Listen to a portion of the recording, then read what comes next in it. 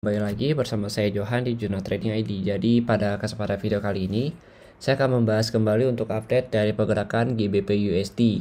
Nah, kalau kita perhatikan untuk GBP USD saat ini dia itu berada di area resisten di harga 22.950. Nah, untuk mapping ini memang saya perbarui lagi karena memang yang kemarin itu sudah hampir beberapa hari ya. Jadi memang lebih baik diperbaruin untuk disesuaikan kembali dengan pergerakan harga yang terbaru saat ini. Nah, kalau kita lihat memang secara struktur harga ya, kita pertama bahas dulu mengenai struktur harga di 4 jam ini. Itu dia masih strukturnya bagus ya untuk naik ke atas. Dan saat ini yang harus kita perhatikan itu adalah level area resisten di sini sama area support yang ada di sini. Di harga 21.453 sampai 22.948. Karena memang kalau kita perhatiin ya di sini ini 50. Nah, karena memang kalau harus kita perhatikan di sini kenapa? Karena ini adalah swing high sama swing low-nya di 4 jam tersebut. Kalau misalkan kita perhatiin, kalau dari segi DXY ini sendiri ya, dari segi DXY ini saya akan coba jelaskan. Nah, dari segi DXY saat ini memang ada tekanan sell yang cukup kuat dari si DXY sendiri, karena yang pertama itu yang seperti yang saya jelaskan pada video yang sebelumnya, untuk video gold yang hari sebelumnya ya. Memang semenjak Fed bilang akan melemahkan atau memperlambat kenaikan suku bunga, itu otomatis investor ya atau pelaku pasar tersebut kurang begitu menyukai dari si keputusan Fed tersebut. Jadinya memang si DXY ini sudah kurang untuk dijadikan sebagai alat investasi ya, atau bukan jadi pilihan investasi lagi untuk beberapa investor, sehingga jadinya si DXY ini banyak dijual oleh mereka orang dan mungkin diganti dengan investasi lain seperti ke gold ya atau ke saham dan lain sebagainya, seperti properti juga begitu.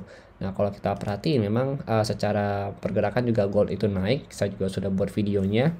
Kemudian kalau untuk GBP USD juga kalau kita perhatikan juga masih cenderung untuk melakukan kenaikan, karena memang secara struktur harga mulai dari tanggal berapa nih, tanggal 29 September ya, itu udah menunjukkan perubahan struktur sampai hari ini ya, sampai kemarin dia itu masih terus mempertahankan struktur harga naiknya, dimana kalau kita perhatikan di sini itu si GBP ini itu nggak pernah break dari low-nya dia. Makanya itu yang harus kita perhatikan adalah swing high dan swing low-nya dia. Saat ini untuk hari Senin memang saya kemungkinan besar tidak akan melakukan entry posisi terlebih dahulu, baik untuk pair falas maupun gold, karena saya akan memperhatikan kedua area tersebut. Nah, kalau dilihat ya, misalkan dia breakout untuk hari Senin, dia breakout dari 22.950, maka target naiknya itu di 23.892 sampai nanti tertingginya itu di sini, di 25.914. Oke, sekarang coba kita ukur dari kenaikannya sebelumnya. Di sini kita ukur dari sini sampai ke sini.